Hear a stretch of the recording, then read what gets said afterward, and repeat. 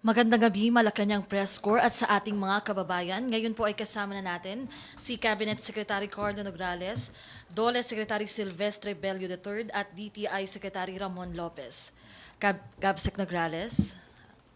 Magandang gabi po sa ating lahat, sa ating pong mga kababayan, sa mga kasamahan ko sa kabinete, Secretary Bello at Secretary Lopez, sa mga kaibigan natin sa media, sa ating pong lahat. Pasensya na po at inabot po tayo ng ganitong oras bago namin kayo makaharap. Hindi po tumitigil ang inyong gobyerno para plantsahin ang lahat ng gusot at sa totoo lang, hindi naman po kaya ito ng isang pasada lamang. Pero magtiwala po kayo, kaming inyong mga lingkod bayan ay hindi titigil hanggat may problema na kailangan hanapan ng solusyon. Marami sa inyo ay pagod na, puyat pa, lahat po tayo. Lahat po tayo may alay na sakripisyo, pero matatapos din po ang lahat ng ito basta sama-sama nating paglaban ang kalamidad na ito. Muli, ipagpaumanhin po ninyo, ngayon ito po ang produkto ng kayod ng inyong Interagency Task Force. The following are the operational guidelines approved by the Interagency Task Force in affirmation of the memorandum from the Executive Secretary concerning the implementation of the enhanced community quarantine over the entirety of Luzon. Number 1, all government agencies in the executive branch are hereby directed to issue accreditation orders to identify their respective skeletal workforces for critical services operating during the duration of the enhanced community quarantine in Luzon. Bona fide IDs issued by the respective agencies shall be sufficient for movement around the contained area until such time that such accreditation orders have been issued by the agency concerned. Skeletal workforces may use official agency vehicles. Number 2, agencies with jurisdiction over those exempted from strict home quarantine requirements are likewise tasked to issue official interagency task force accreditation IDs. The Presidential Communications Operations Office, or PCOO, shall be tasked to design the official seal and template of the IATF accreditation IDs issued by government. The period for the issuance of IATF accreditation IDs shall be until March 21, 2020. Bona fide IDs issued by establishments exempted from strict home quarantine requirements shall be honored by law enforcement agencies until March 21, 2020. Number 3, the following among others shall be considered health and emergency frontline workers. Letter A, public health workers, meaning all employees of the Department of Health, DOH hospitals, hospitals of local government units, and provincial, city, and rural health units. Letter B, private health workers, such as but not limited to medical professionals, hospital administrative staff, and aides from private health facilities, as well as their service providers. And letter C, health workers and volunteers of the Philippine Red Cross and the World Health Organization.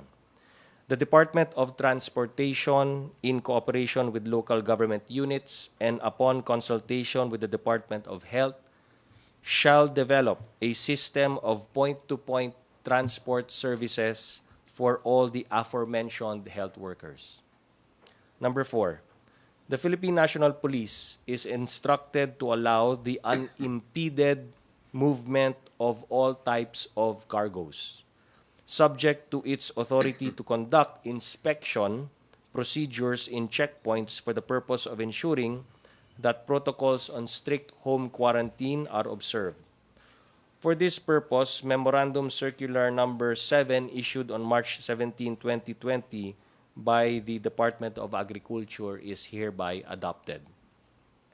Number 5, capital markets including but not limited to the Bangko Sentral ng Pilipinas, Securities and Exchange Commission, Philippine Stock Exchange, Philippine Dealing and Exchange Corporation, Philippine Securities Settlement Corporation, and Philippine Depository and Trust Corporation shall be allowed to operate effective March 18, 2020, subject to the qualification of establishing skeletal workforces in their respective establishments.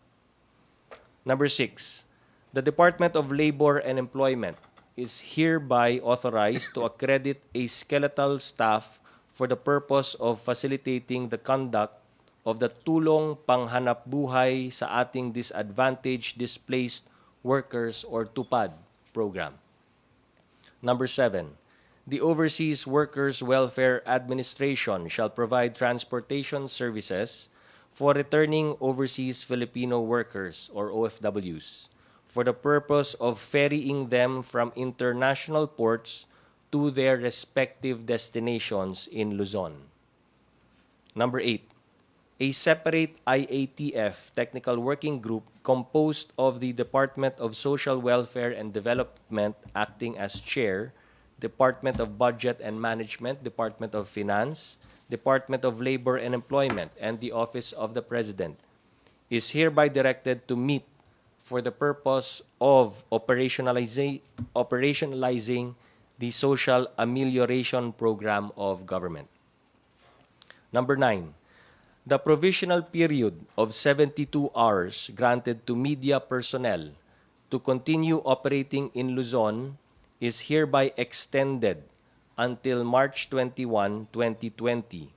Thereafter, only those who bear the IATF accreditation ID as issued by the PCOO may be exempted from the strict home quarantine requirement. Number 10, business process outsourcing or BPO establishments and export-oriented businesses are hereby granted a period of 24 hours from the issuance of this resolution to facilitate their work-from-home arrangements. And 11, delivery services, whether in-house or outsourced, transporting food, medicine, or other basic necessities shall be allowed to operate during the period of enhanced community quarantine. Letter B, the following amendments and or modifications, letter B, number 1, OFWs, balikbayans, and foreign nationals leaving for abroad through any of the ports in Luzon shall be allowed to leave the Philippines at any time for the duration of the enhanced community quarantine, provided that proof of international travel itinerary scheduled within 24 hours must be presented, provided further that non-essential travel by Filipinos from any port of Luzon shall be suspended, provided further that this provision shall not be interpreted to allow outbound travel by Filipinos to jurisdictions where travel restrictions are in place, provided further that departing passengers may only be accompanied by not more than one person when traveling to any international port, provided further that OWA may provide transportation services to OFWs intending to leave for abroad, provided finally that all of the foregoing shall be subject to joint guidelines to be issued by the Department of Foreign Affairs, Department of Labor and Employment, and the Department of Tourism. Number 2, heads of missions or their designated foreign mission representatives, including limited foreign mission personnel and staff, may be exempted from the strict home quarantine requirement whenever performing diplomatic functions, subject 2 guidelines to be issued by the Department of Foreign Affairs, provided that protocols on the establishment of skeletal workforces shall be observed. Number 3, no hotels or similar establishments shall be allowed to operate except those accommodating A, guests who have existing booking accommodations for foreigners as of March 17, 2020. B, guests who have existing long-term leases. And C, employees from exempted establishments under the provisions of the March 16, 2020 memorandum from the Executive Secretary and subsequent modifications and clarifications, provided that in subparagraphs 3A and 3B, no new booking accommodations shall be permitted. Provided further that in all of the foregoing, hotel operations shall be limited to the provision of basic lodging to guests. And number 4, Philippine offshore gaming operators shall not be included among those establishments allowed to operate for the duration of the enhanced community quarantine. Letter C, the Metro Manila Development Authority and the Office of the Presidential Advisor on the Peace Process shall be considered ex officio members of the IATF. Letter D, the response clusters of the National Disaster Risk Reduction and Management Council for COVID-19 at the national, regional, and local levels shall be convened. All councils are directed to implement preventive, preparatory, responsive, and early recovery measures in anticipation of the worst-case scenario insofar as the COVID-19 health event is concerned. The Rehabilitation and Recovery Cluster of the NDRRMC is likewise directed to develop a resiliency and recovery plan. And finally, the Interagency Task Force for the Management of Emerging Infectious Diseases in the Philippines shall establish and operate an Emergency Operations Center at the National Disaster Risk Reduction Management Council's Operations Center at Camp Aguinaldo, Quezon City. Maraming salamat po. Thank you so much, Cabsec Nograles. We would like to acknowledge the presence of PNP Chief General Archie Gamboa. Questions, MPC? Tina Mendez.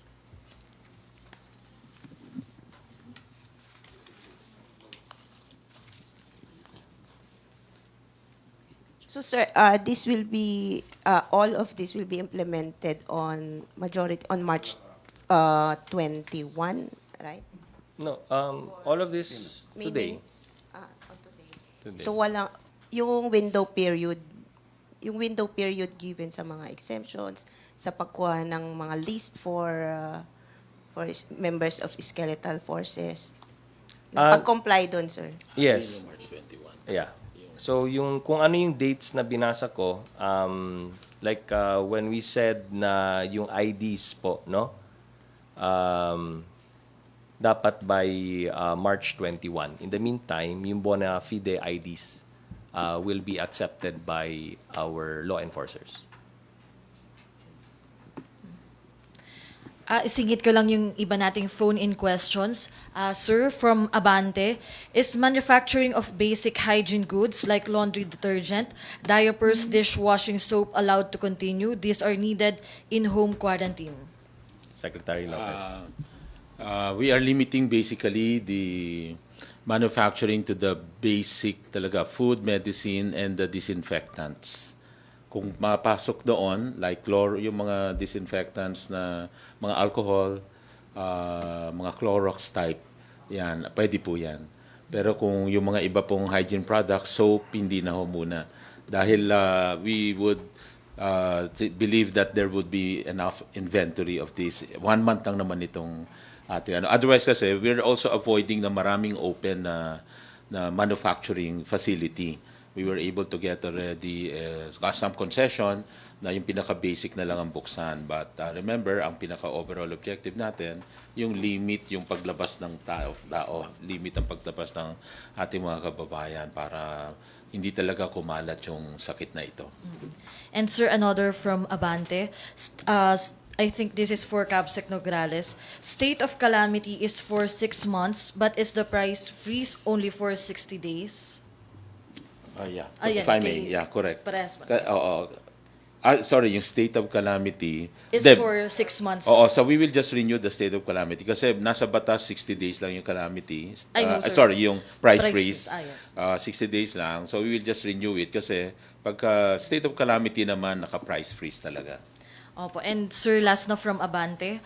Movement and manufacturing of certain goods, cargo, and workers allowed. Are they subject to LGU's own curfew hours? Or can they continue on as part of skeletal workforce? Yung curfew hours natin superseded na by this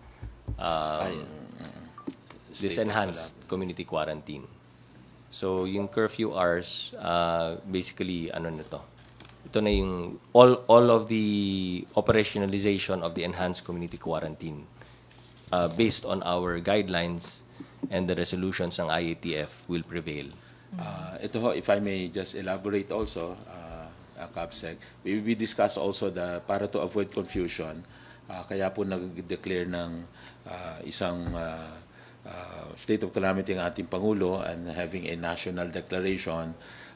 Ito na po ang overall policy natin, kaya pag sinabi po, for example, yung cargo unimpeded, unhampered, pagkagaling siya sa ibang probinsya, kahit may quarantine or lockdown doon, dapat unimpeded pa rin. Kasi nakaabot sa amin yung mga balita na pag naka-quarantine yung declaration ng isang probinsya, hindi na makalabas yung goods, mga padadalin sa Manila, for example, let's say ito yung mga inputs or raw material or agriculture products na ipaprocess. Hindi na pinapalabas doon, hindi nakakarating dito. So, na-hamper yung flow of goods. So, napaka-importante, isang polisiya lamang at lalo na sa cargo, na sabi ho kanina ni Capsec, na wala nang pipigil dapat sa cargo. And ganun po ang usapan din with the military and the PNP.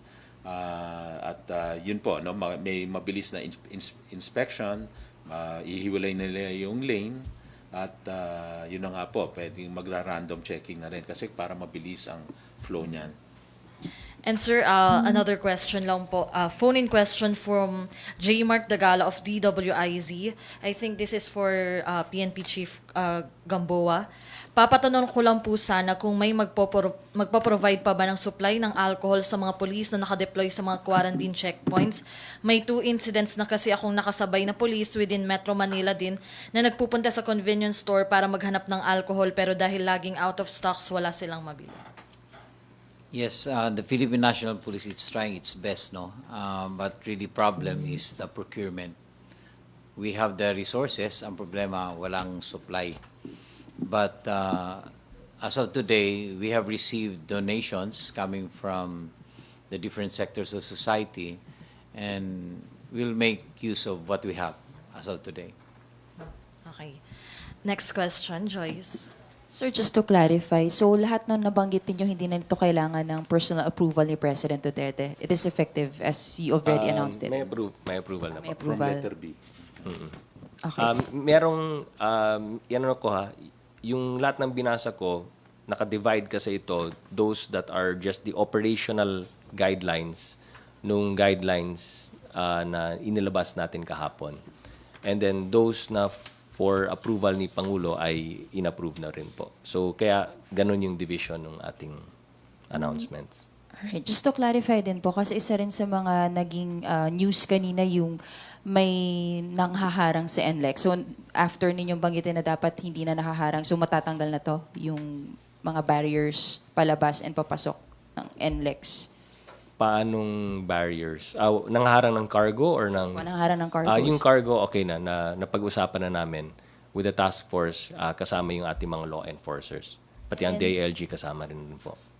Nitong madaling araw po pumunta si President Duterte sa isang checkpoint sa MacArthur Highway, and I think he observed na grabe daw po yung pila ng mga trucks, matagal yung screening. So yun din po ba na-address na natin how to make it faster para hindi nag-jump back to yung mga... Pag-usapan na rin namin sa task force together with our law enforcers paano mapabilis, no? At syempre yung yung checkpoints ano naman up to the discretion na ng PNP hierarchy kung saan din nila ilagay ang checkpoints, no? Not necessarily in the boundaries.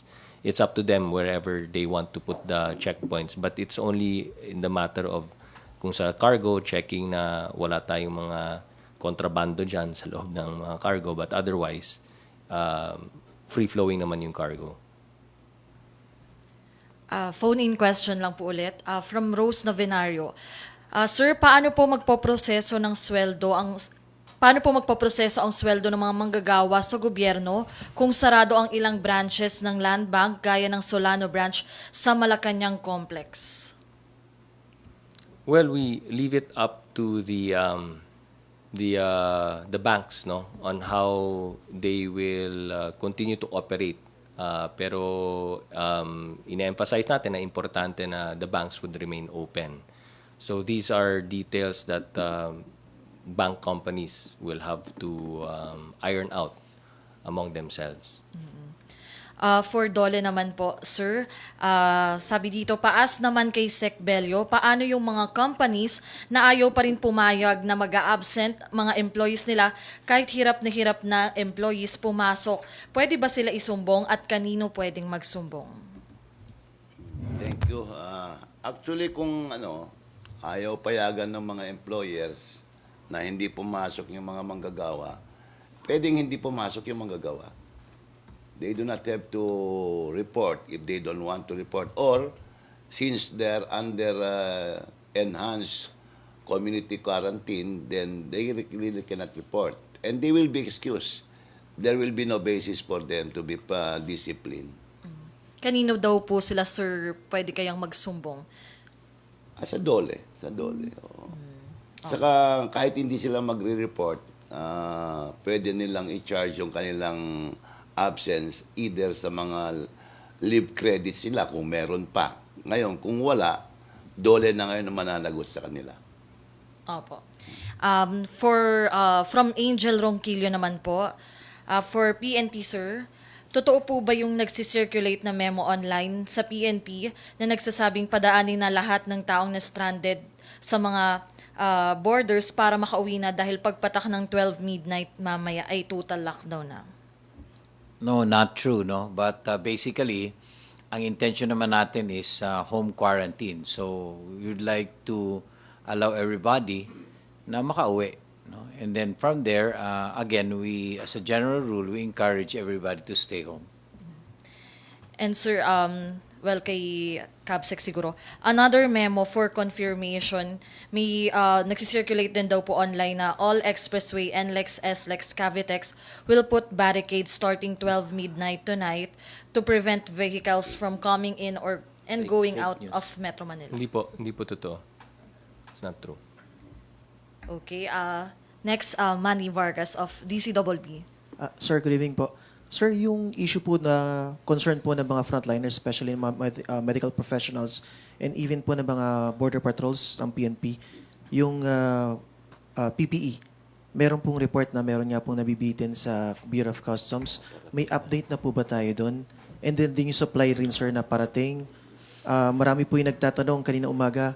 May mga kausap din po akong mga PNP personnel na concerned doon sa face mask, supply na alcohol na nasagot na ni PNP chief.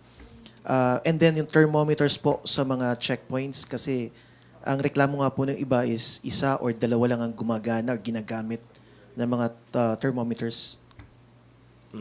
Gusto mo sagutin, Arch? Yung sa anong Unahin mo natin, sir, first yung question? sa BOC po, PPE, sir. Yung sa customs naman, basta sabi namin, yung cargoes will have to be unhampered. And when we say na cargoes are unhampered, even mula dun sa pagpasok sa port hanggang sa paglabas ng port, dapat free-flowing po yung mga cargoes natin. So, kung ano yung mga kailangan natin gawing mga hakbang para mapabilis ang paglabas ng mga cargoes, lalong-lalo na mula sa mga ports natin, kailangan natin gawin. So kung may problema po dun sa Bureau of Customs or kung saan man nagkakaroon ng bottleneck, then kailangan natin i-address po yan. Kasi sir, yun po yung primary concern po. Pinapadaan na po sa social media ng mga frontliners yung paghingi na ng tulong kasi kailangan nila yung, at the very least, yung gloves and yung face mask. And then yung KPNP chief naman po, yung sa body, mga thermometers na lang reklamo nga po. Marami yung nabibitin sa pagpasok, sa pagdaan po sa mga checkpoints because isa or dalawa lang yung thermometer. And then kapag inabot na sila ng init ng araw, tumataas na yung body temperature. Kaya nagtatagal pa sila lalo dahil kinakailangan pang magpababa ng body temperature nung iba po sa mga kababayan nating inaabot. Okay. If I can, ano lang. Kanina actually, lumabas lang si Cabsec kanina. But nag-present din si Secretary Duque nung mga parating na mga PPE. He was mentioning something like some are 2,000 pieces of a particular type. Hindi ko lang nilista, no? And some are beyond 5,000. Then tomorrow, meron daw 15,000 to be delivered, mga face mask sa PNP Logistics sa Krame. So may mga parating naman po, and I understand from the private sector, just today, may mga sabi na nag-declare ng mga kanilang mga donations din. And of course, yung government, again, meron naman silang preposition din na budget for DOH to acquire all this PPE. So these are on the way na. Talagang nagkaroon shortage talaga worldwide ng mga PPE. But now, dahil may mga gumagaling na sa China, nawawala yung problema, then dumadami nila uli yung supply galing sa mga iba-ibang bansa. Sir, pahabol niyo po yung sa Social Amelioration Program na nabanggit po ninyo na bubuo ng isang technical working group, technical group para po dito. Ano po yung nakapaloob dun sa programa na yon? Kailan po ito mai-implement? At kasi po, kung kasama po rito yung mga daily wage workers o yung mga informal workers, isa po kasi sa katwiran nila is kaya sila lumalabas at patuloy na nagtatrabaho. It's between daw po the devil and the deep blue sea. Either itong COVID-19 o yung uncertainty na sila ay magugutom for a very long time na wala silang nakikitang may tulong na darating talaga visibly po. Kaya nga ibubuo na yung technical working group para pag-usapan ano yung mga nakapaloob dun sa ating social amelioration package, no, o pagtulong natin sa ating mga kababayan na nahirapan na, lalo na yung mga daily wage earners natin at yung mga marginalized natin, no. So kaya pag-uusapan kung ano yung nakapaloob doon, pero yung pinaka frontline talaga natin dito is the LGUs, no. So based dun sa pag-tap nila sa kanilang Quick Response Fund, kaya tayo nasa state of calamity para makatap sila sa Quick Response Fund nila. So parang ang pag-operationalize natin ito is it's as if their own LGU is in a state of calamity and therefore sila yung first responders. Kung anong mabibigay nilang food assistance sa kanilang mga constituents ay dapat nilang gawin, no? Just like in any calamity that hits their respective locality. Tapos sila yung mag-set up ng pag-identify kung sino yung qualified na tutulungan. Siyempre kung sino yung mga impoverished, sino yung mga marginalized, yun ang unahin nila at yun ang isa-set up nila. Tapos from there on, i-augment na lang po yung efforts nila through the national government, primarily ang DSWD. Pero over and above that, ang Department of Labor and Employment ay meron din po silang isasagawa na programa kung saan makakapagbigay din po sila ng tulong sa mga both formal and informal workers. So, ibigay ko siguro kay Secretary Bello for the details. Yeah. Tungkol doon sa informal workers, kaibigan, we also have a program for them which is called the TUPAD, yung nabanggit ni Cabsec kanina, that is the Emergency Employment Program. Pag ikaw isang informal worker, nagbebenta ka ng mangga, o nagbebenta ka ng gulay, o kaya nagtra-tricycle ka at mawalan ka ng trabaho dahil dito sa enhanced community quarantine, bibigyan ka namin ng trabaho. This is good for maybe between 10 to 20 days, no? Pero ang trabaho na ibibigay namin sa kayo ay yung to disinfect. Unang-una yung bahay mo, pangalawa yung kapitbahay mo, at saka yung mga daan na madadaanan mo pag ikay umuwi at pumupunta sa trabaho mo. Ito ang trabaho na bibigay namin sa mga informal workers. We also offer the same program sa mga formal workers, and we pay them the minimum wage. Iyon ang aming maibibigay na programa para sa ating mga manggagawa, both the formal and informal workers. Okay, sir. Phone-in question ulit from Reuters naman po. Just to reiterate, the capital markets are asking the IATF for exemptive relief allowing their employees to work and reopen the financial markets. Has the IATF granted this request? Yes, like I already mentioned, item number 5, no? Capital markets, including but not limited to the Bangko Sentral ng Pilipinas, Security and Exchange Commission, Philippine Stock Exchange, Philippine Dealing and Exchange Corporation, Philippine Securities Settlement Corporation, and the Philippine Depository and Trust Corporation shall be allowed to operate effective March 18, 2020, subject to skeletal workforce. Another question from Reuters, sir. There were 215 Filipino Muslims who attended the Tabli in Malaysia. I don't know if I pronounce it correctly. On February 29. Experts have tagged this as an event wherein coronavirus spread across Southeast Asia. What has the Philippine government done to trace the Muslim Filipinos? Are they confined already? Have they turned themselves in for check-ups and quarantine? Napag-usapan namin to sa IATF. So meron na po tayo mga binigay na taskings sa iba't ibang mga members natin sa IATF to do the monitoring tungkol po dyan. Pero na-bring up po yan at napag-usapan na po namin. From Malaya naman, sir, question, pina-force out ba lahat ng tourist at foreigners from Philippines or Luzon? Paano yung hindi makakalabas within 72 hours? Nandun na po our new guidelines na po. Nakapaloob na po sa guidelines natin na yung ating mga foreign nationals leaving for abroad through any of the ports in Luzon shall be allowed to leave the Philippines at any time for the duration of the enhanced community quarantine. Another phone-in question, sir. NUJP, some journalism educators, want government to scrap or rethink requirement for media workers to secure accreditation IDs from PCOOs. Says it may be counterproductive at a time when people need vetted information from the media. Will government do away with the requirement? In-extend lang po natin. We're not doing away with it, but yung dating 72 hours, ay ngayon in-extend na po natin hanggang March 21, 2020. Okay, sir. Another question. Pasensya na, sir. Ang Okay daming lang. nating tanong No from problem. ating mga kasamahan sa media at ating mga kababayan. Are cargo forwarding companies like JRS, LBC, and the like exempted from the quarantine? Yeah, if they're moving cargo, exempted po yun. At saka sabi nga natin, unhampered. And may siguro i-confirm din natin sa ex-implementer. Sa enforcers. Sa enforcer. Yes, we have agreed na unhampered lahat ng cargos. Okay. For Secretary Bello, who will process and release travel documents of our OFWs who will do final departure briefing and handover of documents to departing OFWs if placement and recruitment agencies cannot open offices?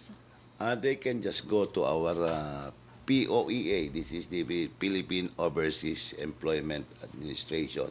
Diyan ipoprocess yung kanilang OEC para sila ay makabiyahe o makalabas. Kung may problema sila, meron kaming 1349 hotline. They can just call us and let us know kung anong problema nila. But ang importante dyan, para makapagbiyahe ka pa sa labas, meron ka dapat verified contract of employment doon sa pupuntahan mo. With that, POEA will give you an OEC, which is the Overseas Employment Certificate. With that, you can go to your place of destination. Okay. And sir, may nagtatanong naman din po from Business World. Paano po ang, just to reiterate din sir, paano po ang transport mode for other exempted entities? Merong transport for health and allied personnel. Paano po ang media? Media? I think, sir, ito yung mga papasok kahit hindi lang on-cam, bali yung mga iba pang part ng media siguro, sir, na walang masakyan po. Well, if the question is, will they be able to travel, meaning to say hindi sila harangin sa mga checkpoints, yung company provided. oo, okay naman po yun. Napag-usapan na namin sa task force with our law enforcers, no? Pag ang pinag-uusapan is paano yung means of transportation nila, ay kami po ay nakikiusap sa mga iba't ibang mga media companies kung saan po sila nagtatrabaho na maghanap po ng way or paraan kung paano ma-set up yung paghatid sundo or pag-transport ng mga media workers po ninyo. For Dole naman, sir, magpapatupad daw po ba ng mandatory hazard pay para sa lahat ng pumapasok sa trabaho like health and media workers? Sa ngayon, wala pang ganong plano dahil siyempre, kailangan din tingnan natin ang kalagayan ng ating mga employers. What is important here is that they will not be displaced because of the enhanced community quarantine. Opo. And sir, another follow-up lang po. If kaya, ano raw po ang tulong natin sa mga vendors o yung mga naglalako lang po ng paninda sa kalsada o yung mga maliliit nating vendors? Yun yung nabanggit ko kanina na tulong namin sa mga informal workers. Dito mga sidewalk vendors, ito yung mga tinatawag naming informal workers. And we also have a program for them, and that is the emergency employment program. We will give them some work to do, and we pay them the minimum wage. On that one, if I may add, si DTI din nag-allocate ng 1 billion peso funding para dun sa programa po ni Presidente Duterte, yung Pondo sa Pagbabago at Pag-asenso. P3 program kung saan no collateral, low interest rate, 0.5% lang per month. Tsaka ito po ay madaling ibigay dun sa mga affected ng COVID-19. Kasama ho ito sa program ng P3, specific para dito sa COVID-19. Okay, sir, may nagtatanong naman po for Dole pa rin. Just to clarify, the employer will submit the establishment report and the amount will be deposited directly to the employee's payroll account. What if the employee has no payroll account? We will see to it that the employee will be paid by the employer. Kasi yan ay subsidy namin sa employer. So, titiyakin namin na yung ibinigay namin pera para sa manggagawa ay aabot sa kanya. Okay, sir, marami pong tanong para sa Dole. Okay lang. Another question, sir. After applying the remaining leave credits of employee, if any, the Dole will subsidize the employees on no work, no pay, regardless of status, or is it just one-time 5,000 peso? Depende yan. Depende kung ang circumstances of the work. But basically, we'll give them a 10-day work.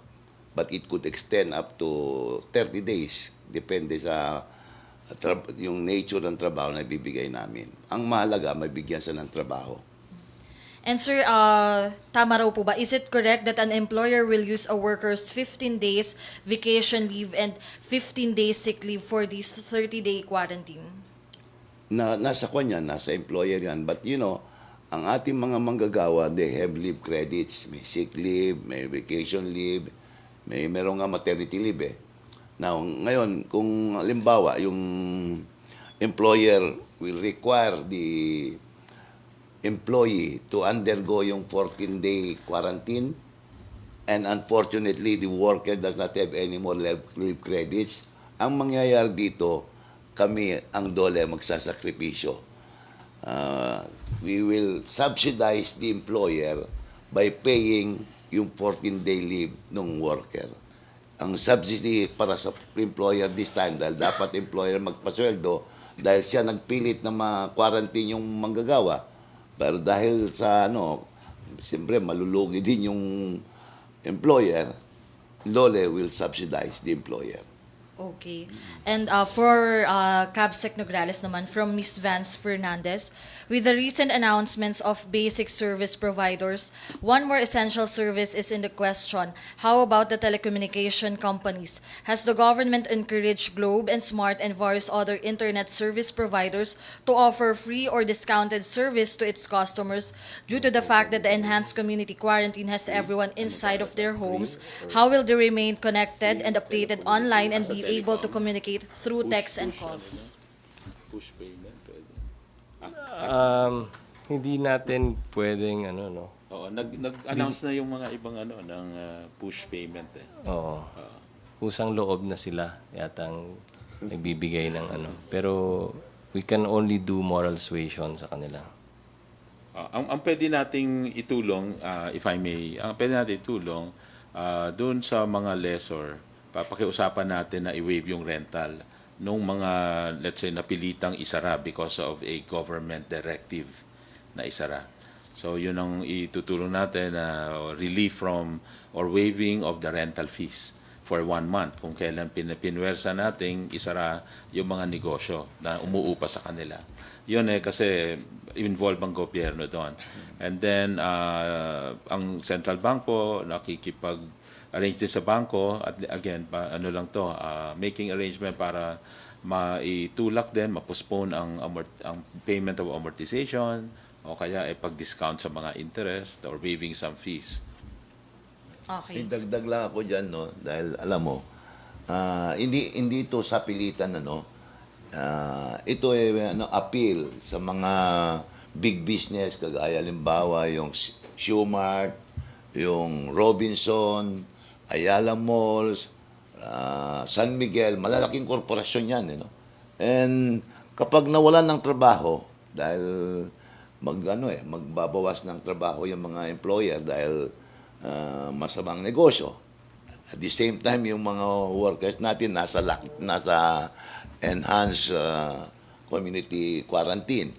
Makikiusap kami dito sa mga big business na ito na kung maaari, doon sa 1 month na absence ng kanilang manggagawa or employee, sana naman, out of Christian charity, sila na magbayad muna. Bayaran nila kahit na absent.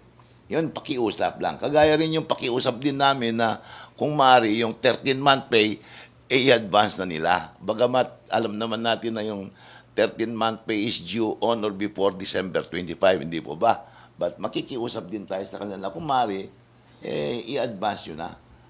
Total, babayaran nyo rin kung maaari lang. Pero hindi namin pwedeng pilitin. Opo. Sir, isa pang patanong. Maybe someone can ask if retailers, suppliers who sell pet food or supplies are also mandated to stay in operation. Pet food. Pet food, hindi namin napag-usapan. Hindi yung namin napag-usapan. pet food. And another, sir, may we ask if makarating sa Malacanang kung may guidelines or exemption sa cooperative sector like credit sectors po. Other cooperative is under a credit type and a financial institution din po. Hindi rin hindi kami umabot pa doon sa usapan na yun. We will study that. If I may mention din pala, kasi tinatanong ninyo yung mga tulong din sa mga affected sectors. Actually, kahapon or kanina, naglabas ng announcement yung Economic Development Cluster headed by Secretary Carlos Dominguez, nung economic package para dito sa COVID-19 pandemic. At kanina po ay in-announce yung 27.1 billion package of priority actions to help frontliners fight the 2019 COVID. At ito po ay mabilis ko lang i-outline. Example po ay 2 billion peso representing the initial budget set by the DOLE, mobilization of an existing 1.2 billion pesos sa SSS to cover unemployment benefits for dislocated workers, ang TESDA scholarship programs amounting to 3 billion, various programs ng Department of Tourism amounting to 14 billion from the TIEZA, yung Tourism Infrastructure and Enterprise Zone Authority, yung 2.8 billion pesos for the Survival and Recovery Sure Aid program of the Department of Agriculture, and Agriculture Credit Policy Council. Ito yung nagbibigyan ng loans up to 25,000 each, zero interest for smallholder farmers and fisher folks. 1 billion allotted by DTI. Ito po yung P3 para sa pautang sa mga SMEs. At meron pang mga loan program mula sa GSIS, mobilization funds in GOCCs, yung government-owned and controlled corporations. DBP, meron ding support doon, Land Bank, at ang Central Bank, yung mga nabanggit nating possible intervention ng Bangko Sentral ng Pilipinas. Okay, thanks, sir. Back to MPC members, Tina Mendez again.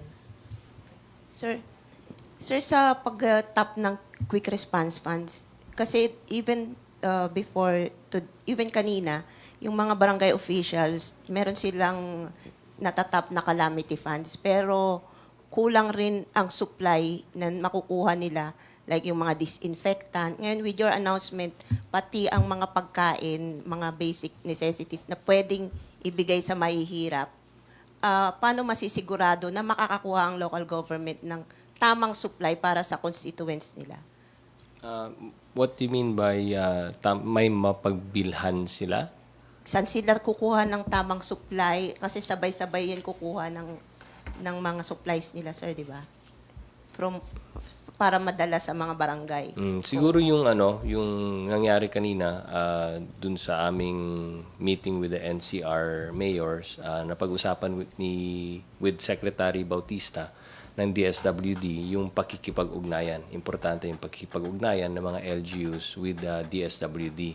So, isa-isahin ng DSWD yan, yung iba't ibang mga mayors sa mga pangangailangan nila. Ngayon, meron naman mga food packs na na-ready na ang DSWD. So, in terms of purchasing those, yung laman ng food packs, kung meron po tayong mga LGUs na nahirapan sa pag-purchase, pwedeng unahin na ni Secretary Bautista kung anong meron stock niya. Para if it comes to that, no, na kung ang situation is may calamity funds ka nga pero wala kang mabibilhan na dahil kulang ang supplies, no. So ay yung assurance lang po natin na naka-preposition na po yung mga stocks ng DSWD. So, ang procurement will just be from the national government, DSWD. Ang local government cannot. No, they can. Simultaneous. Yeah, simultaneous. How about the mga policy on public bidding? Will it be lifted? Based COA dun rules. sa gagamitin mo yung rules on procurement pagdating sa calamity. Alam na ng mga LGUs yan. Emergency procurement yan. Sir, number 2 on the yung suspension within the day nung Philippine Stock Exchange and other related. Anong bang nangyari? Was there a miscommunication or there was an overlook with sa government? Bakit bigla tayong nag-shutdown? I think this is the first, Philippines daw is the first country nagkaroon ng shutdown. Siguro ang treatment natin ito, parang kung tinatamaan tayo ng bagyo, di ba? Shutdown lahat. Calamity lang. Nagkaroon ng calamity. Pag tinamaan ng malaking bagyo, hindi naman unusual na nag-shutdown yung PSE dahil sa malaking calamity na dumaan sa, sabihin natin, sa Metro Manila. So parang ganun ang nangyari. So there was a one-day shutdown, but tomorrow, babalik naman sila. Just like in a calamity that happens in Metro Manila. May dadaan na bagyo, shutdown ng PSE, but the next day, back to operations na po. May phone-in question dito. Huwag ka na. May nagtanong lang tungkol doon sa nabanggit din dito yung BPO tsaka yung exporters. Kasi just like other companies, ina-encourage natin para hindi na bumiyahe at less movement na ng tao, na i-house na yung mga tao doon sa kanilang mga factory para hindi na, lalo na kung malayo nakatira at no public transportation. So ito po ang nakita nating solusyon sa mga negosyo. na pwede pa silang mag-operate tulad ng mga food manufacturing, pati na rin yung mga exporters. So hindi yung BPO pwedeng dun din tumira within or near their facility. Yung mga exporters, ganun din within or near their facilities. Yung walking distance lang para hindi nadadaan sa checkpoint. Nakatira na sila sa vicinity. Yun po yung nililinaw lang natin kasi tinatanong nila kung pwede ring work from hindi naman pwedeng work from home yung exporter. Parang talagang kailangan nandoon. Para doon na sila titira. Another question from Joyce Balancio. Sir, sa Dole po. Particularly on PUV drivers, kasi sila yung pinakamaraming apela kanina. So, sakop din po sila ng TUPAD program. Kasama rin po, kasama. Okay, Lahat ng mga workers, merong formal, merong informal. Yung formal, parehas ng trato namin sa kanila, bibigyan namin sila ng trabaho, kagaya ng mga informal. Paano po yung magiging proseso, sir? Pwede ba sila ma-employ within the day? Kasi alam po natin marami sa mga kapamilya natin ganun yung kahit isang tuka. Mabilis lang yan, mabilis lang yan. All they have to do is go to the barangay officials, and the barangay official will submit their name to us. We will include them in the list of beneficiaries, and then we let them work.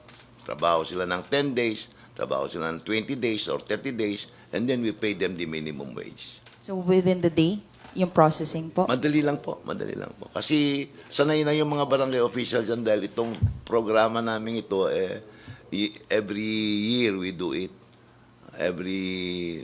Almost every 3 months nagkaano kami. You remember mo yung the closure of Boracay? Oh, when Boracay was closed for 6 months, all the restaurant workers and the hotel workers were displaced. Wala silang trabaho dahil nawala ang operation eh. So what did we do? We gave them work for 6 months. All of them, yung nagbebenta ng barbecue doon, yung waiter sa isang hotel o yung isang restaurant, we gave them work for 6 months. Malaking amount yun, but fortunately, the President was very generous. Binigyan kami sa kanilang AMP, yung Adjustment Measures Program. So nabayaran namin yun. Yun ang gagawin namin doon sa madi-displace ngayon.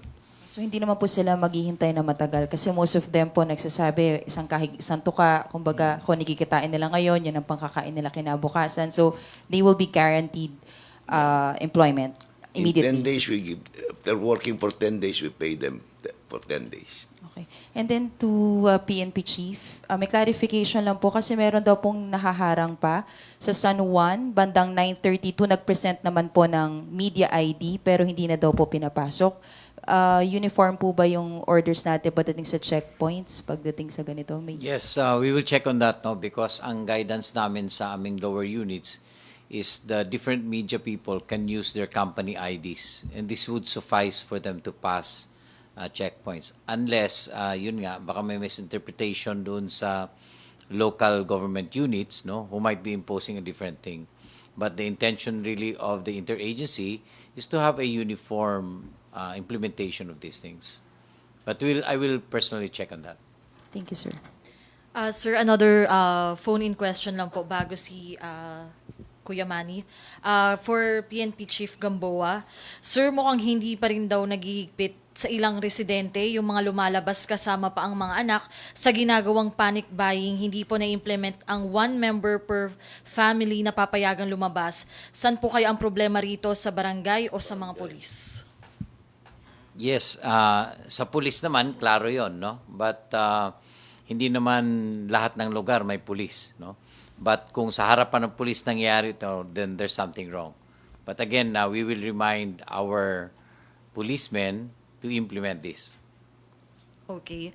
Manny Vargas again of DCWB. Sir, good evening ulit kay Secretary Bello, sir. Sir, may nag-message lang po ng mga kababayan tayo.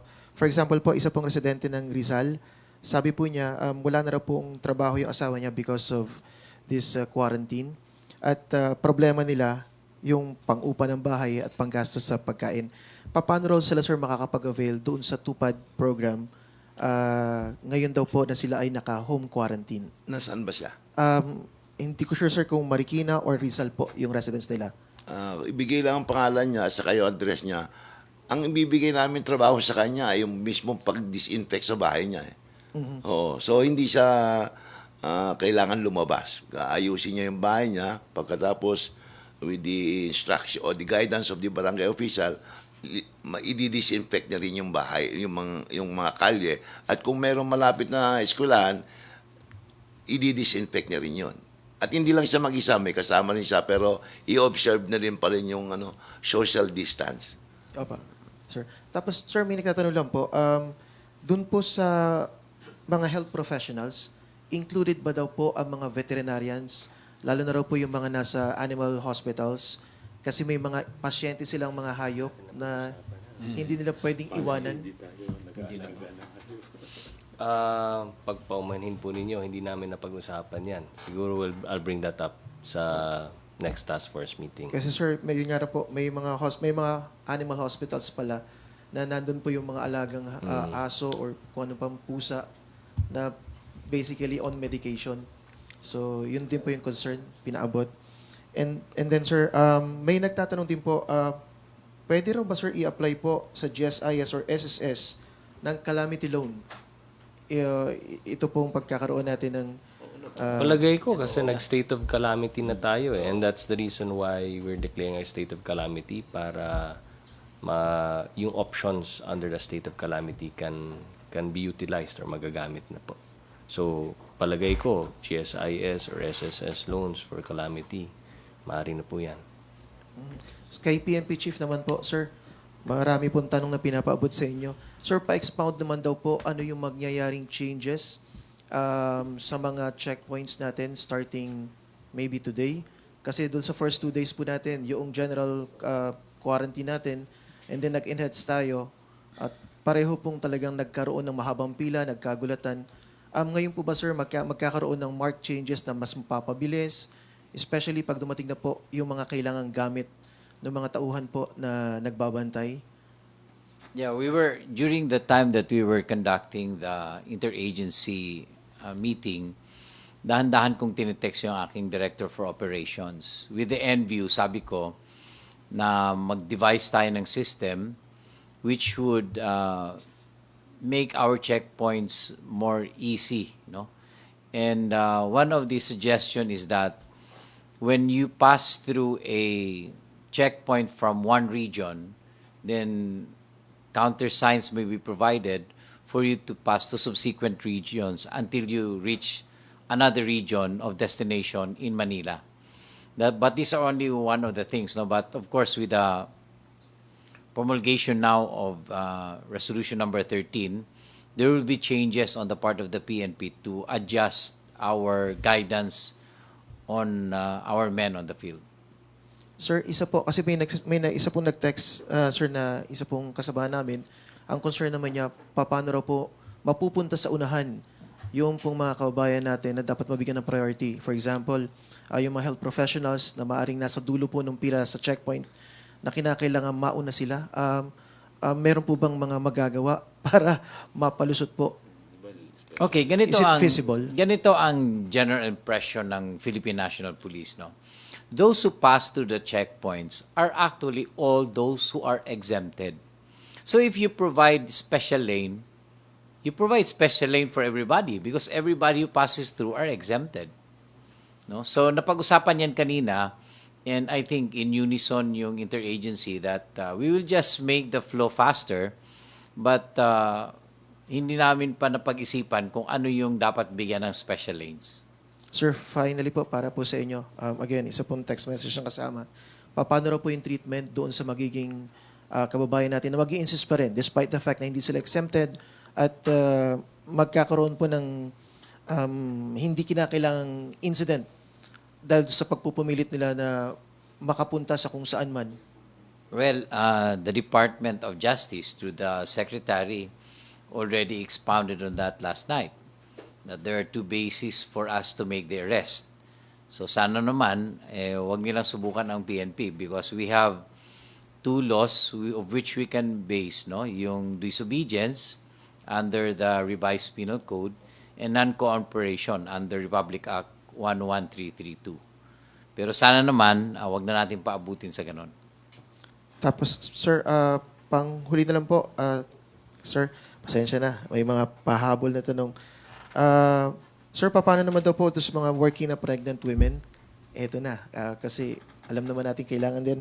Pero ang sabi po niya is, if we opt not to go to work dahil high risk kami, may maibibigay bang assistance ang DOLE sa amin?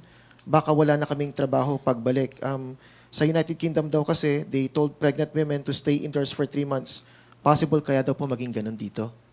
Hindi, alam mo naman na we are under yung enhanced community quarantine. Kaya hindi ka dapat lumabas. No? So, may excuse ka na hindi lumabas.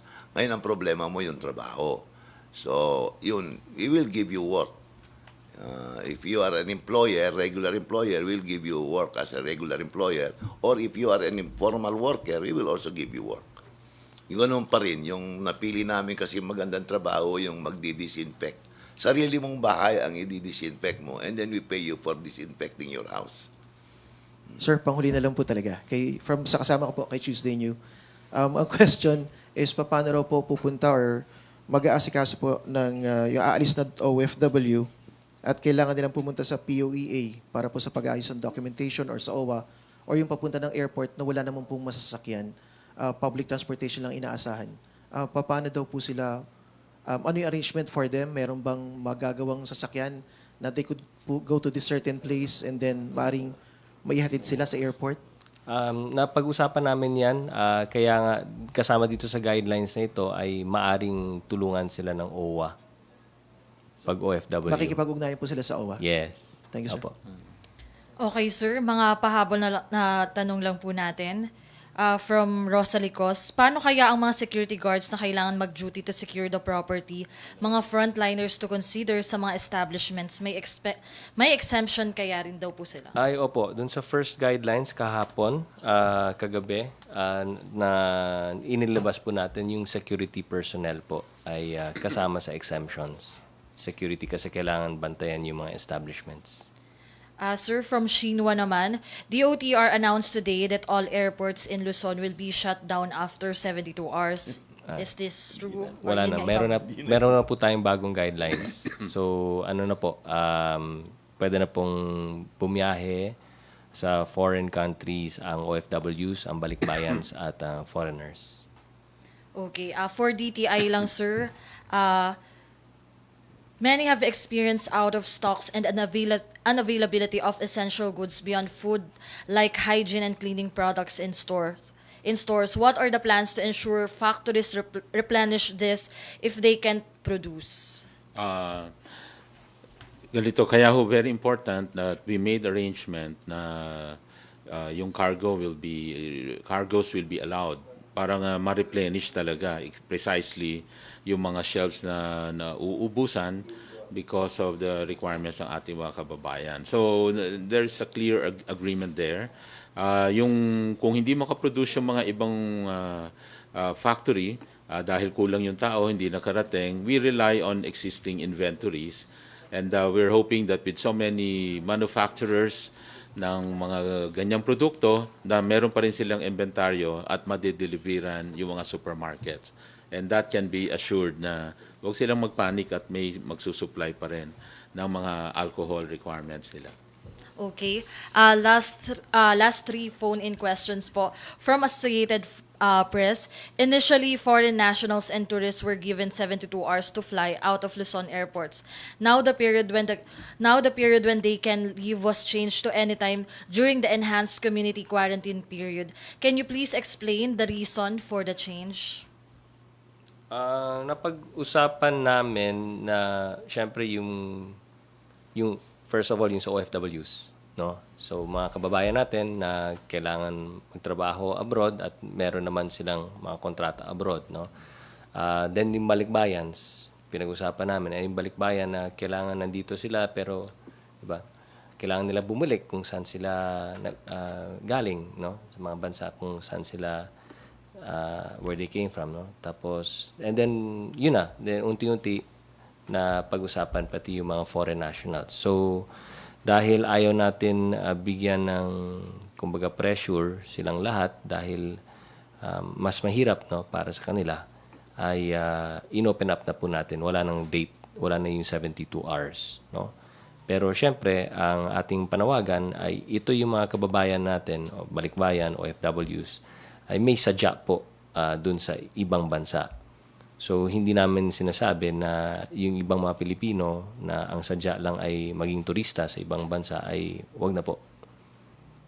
And for DTI, sir, our companies engage in manufacturing but export only some of its output, allowed to operate partially to meet export commitments.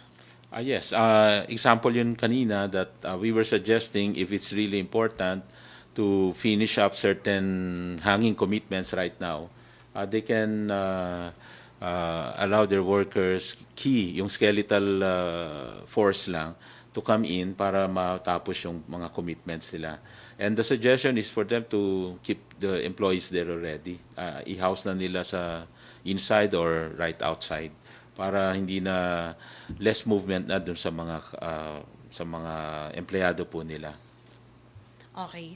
And last, sir, ask from Inquirer, ask ko lang po sana kung bakit pa rin po may checkpoints along NCR if Luzon-wide na po ang quarantine. And then second, are LGUs given the authority to supersede the guidelines about public transport as what Vico Soto did for Pasig to augment transport options for frontliners? Kasama ito sa pinag-usapan namin during the meeting with the Metro Manila mayors, no, na initiated by the MMDA. At ang pakiusap po natin is tayo pong lahat ay magtulungan, mag-cooperate po tayong lahat.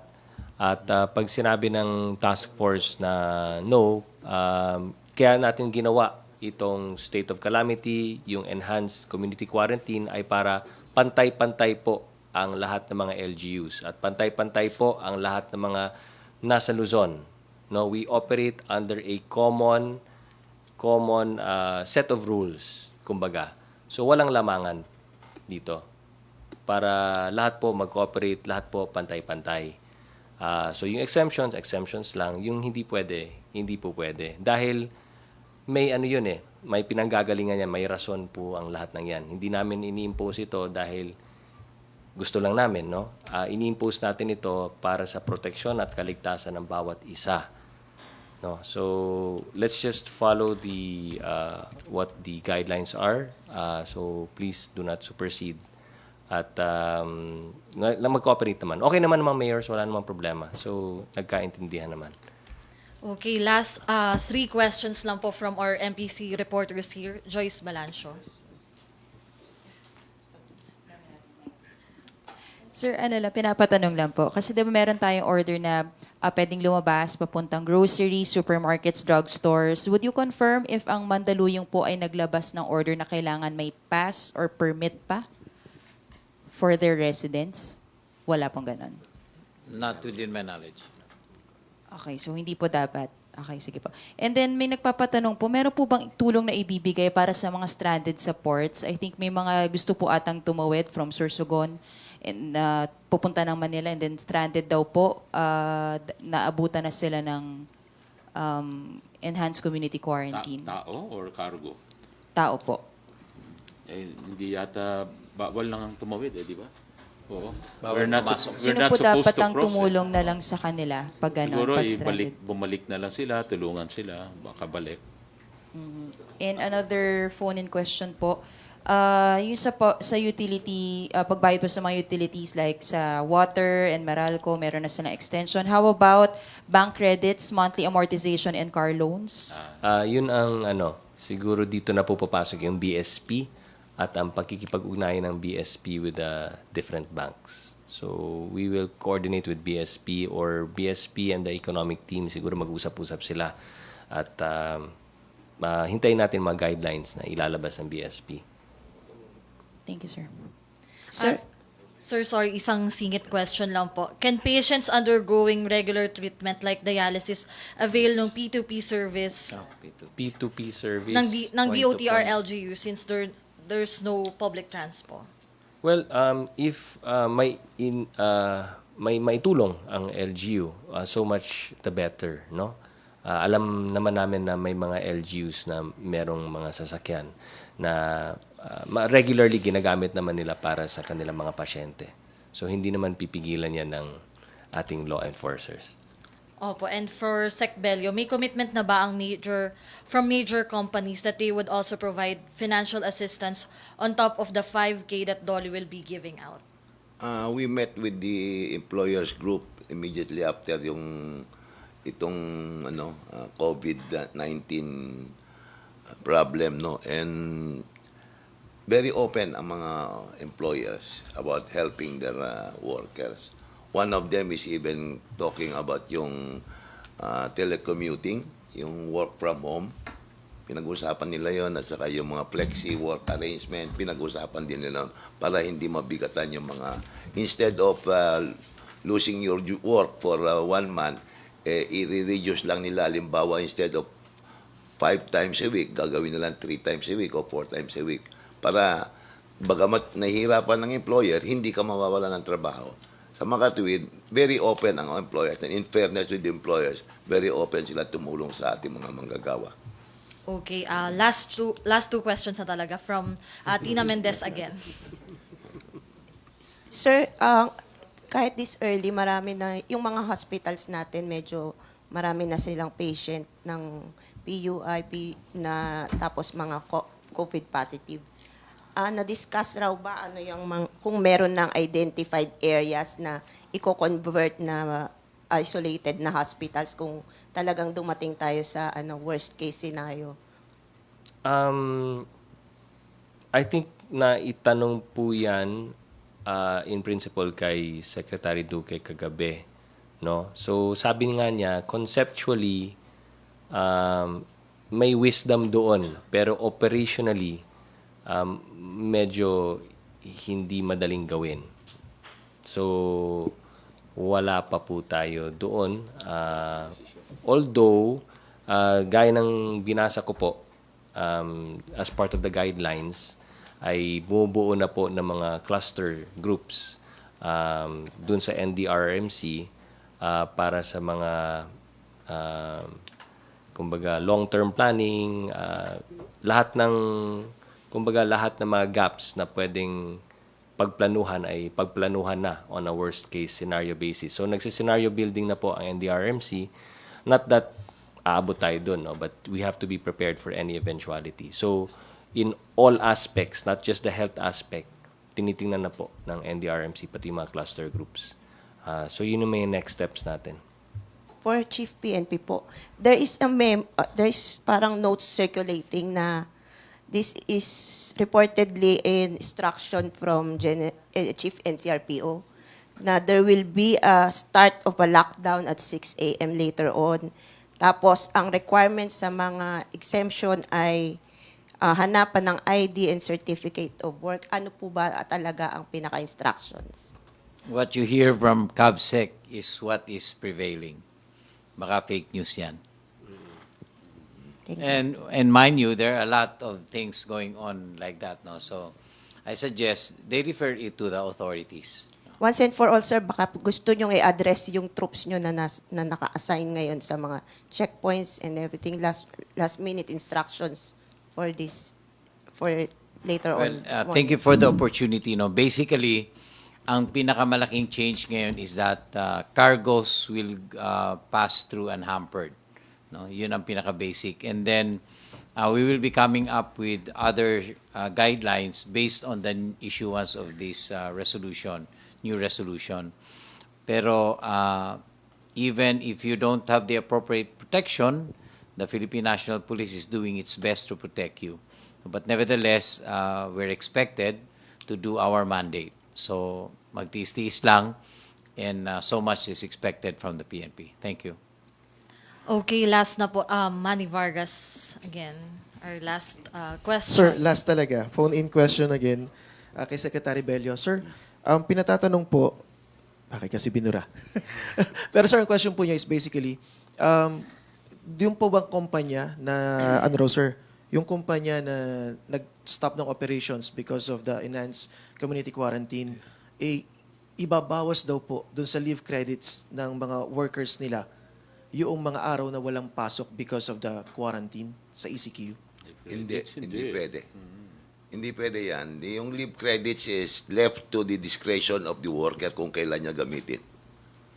So, malinaw po, during the quarantine po, implementation itong ECQ, yung leave credits po, kung ano man yun before the ECQ, implementation ng ECQ, would remain until after. Hindi po mababawasan yan, walang pagbabago. Wala, Until sa hindi time na pa ba? gamitin or i-avail po ng employee mismo. Yung leave credits mo, sa iyo yan. So, kung kailan mo gamitin, saka mo lang gagamitin. Nobody can force you to use it if you don't want to use it.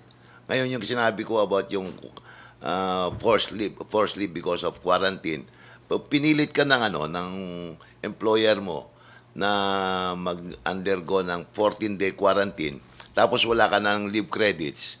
Ang mangyayari dyan, dole na ang mag-subsidize sa employer. Kami na magbabayad doon sa 14-day quarantine period mo. Thank you po. Thank you, sir.